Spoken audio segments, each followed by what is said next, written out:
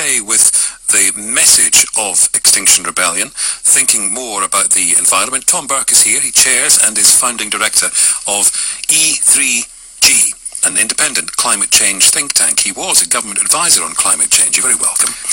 And thinking of government, you wonder whether government will think, oh, well, right, we'd better start changing things then, or will they think, oh, good, they're off the streets, we can go back to normal? I suspect they'll think the latter rather than the former. And normal will be, I mean, let's be clear, this government has done more than most governments, but it's not enough.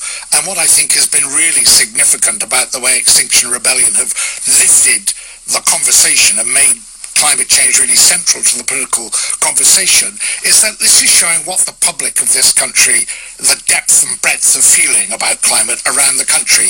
Does it show that, or does it show what some demonstrators think? I think when you looked at the pictures of the demonstrators, you saw the country as it really is. You saw the old, the young. You didn't see your traditional demonstrators, young white males largely, leading and yelling. What you saw were people behaving as they would behave throughout their life pretty normally, except doing it in an unusual place. So I think that was a much clearer expression, if you like, of the will of the people than you often get coming out of the mouths of politicians or in polls. And I think that's what will last, is that impression, if you like, the basic decency of the British people was really clearly demonstrated, as well as the anxiety and concern about the future and about what climate change means for the future. In our first hour, we took a lot of calls on this topic, and Ryan from Abbey Wood was one of them. He called us and spoke of his frustration at the protest. So have a listen to this and tell me how, first of all, how Ryan could be persuaded and whether, in fact, the tactics might be counterproductive. They've been a real, let's put it civilly, they've been a pain in the backside. It's cost me a fortune over the past 2 weeks. Why? I've given up going to work. I cannot drive. I'm not prepared to sit in a car for 2.5 hours going each way. As for all those poor cab drivers, people just earning a living in London that have had to put up with all this, let them call in and describe to you how they feel about a bunch of school leavers that just happen to be on holiday at the moment and have caused disruption in London. We've got a police force that are the laughing stock of the entire world. I saw one dressed up as a rigger standing on top of a Docklands Light Railway, all 7.5 foot of it. I mean, it's an absolute joke. These kids, all they've done is really show what an inept mayor we have and what a laughable police force we have. That's all I've got to say on it. They've disrupted good and honest people that are simply trying to get a day's work done. Tom Burke. I'm sure there are people more than Ryan who feel like that. There are an awful lot more people, I suspect, who didn't see just a bunch of kids as Ryan seems to have seen. As I said already, there were a lot, really were, old and young, of people from all over the country. But you have to get Ryan on side, don't you? No, I don't know that you do have to get Ryan on side. You can't set out to do something that needs to be done and say we can't do anything till we've got absolutely everybody on board. And, you know, but should you go? Is it worthwhile for an organisation to annoy people to the extent that Ryan and others have been annoyed and disrupted?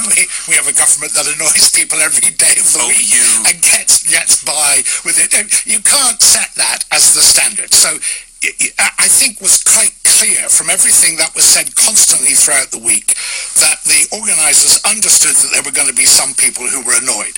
But as we saw from the reaction of the public, and indeed from the action of the police, who I think handled this extremely well. Really? Yeah, they were very clear that this was a peaceful protest and they had no legal grounds on which to prevent it. They were very clear about that. If there had been what you often see in these demonstrations, people who were out behaving badly, who were wrecking things, smashing things, they would have moved in a way we've seen them in London do. But what does it do for law and order if people can block the highway for day after day after day? Now, you happen to believe in this cause. What if somebody was blocking the highway for a cause you don't believe in?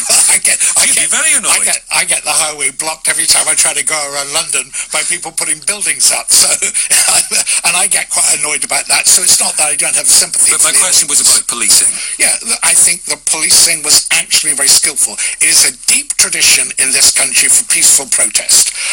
It was a long tradition which goes back centuries.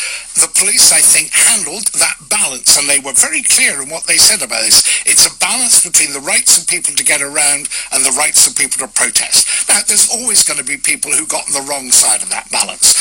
You're never going to get everybody on board for anything like this. What I think is really interesting about this, and they could have got it wrong, they've decided, they've made their point, and they're going to go away, and they're closing it down. And I think that shows the sort of degree of maturity in the way they thought about this exercise and the disruption it's caused. It's not pointless violence or pointless destruction, pointless disruption. It's a thing with a purpose. They've made their point, and now they're packing up. And should that be it now? Because they haven't said, we'll never do this again.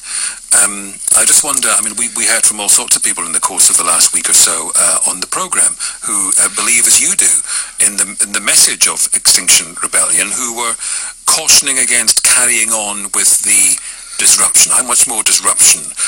I think they could have made a mistake, and would have made a mistake if they carried on, if they, as it were, escalated. But stop now and don't go back? Well, stop now for this phase. Now, I don't know what they plan to do next. I'll judge what they plan to do next when they do it. Let's see what the reaction to what they've said is. Remember, to set this in context, the day before they started, the governor of the Bank of England made a speech in which he pointed out that if we don't get this right, banks might not exist. We saw the Attenborough programme on the Thursday of it. This is not a bunch of people who are somehow radical extremists doing something. This is the mainstream opinion of people in the country, that this is a problem that governments aren't doing enough to solve. They've made that point. Now, they could make mistakes. They really could. If they go beyond the bounds of what our culture is willing to accommodate, then they will make mistakes. But I'm not going to confuse a few grouches in the sort of media grumbling about it, or the odd person on the radio. A few grouches in the media? Do you want me to name them?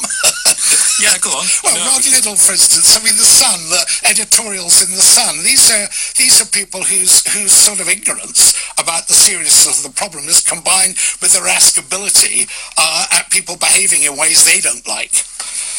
But I come back to the question I was asking earlier. If this level of disruption had been caused by people supporting a cause you despised, would you not be rather more cross about it? No, not at all. I think it's the right to judge what people do when they do it. So when people rioted over the poll tax in London, which I hated the idea of the poll tax, but I certainly didn't approve of what the people were doing about that, even though I supported that cause. You judge it on its merits in the way it was conducted.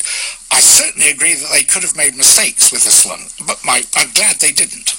Good to see you. Thanks very much. That's Tom Burke, who chairs and is founding director of E3G, an independent climate change think tank. More to come, 5:18.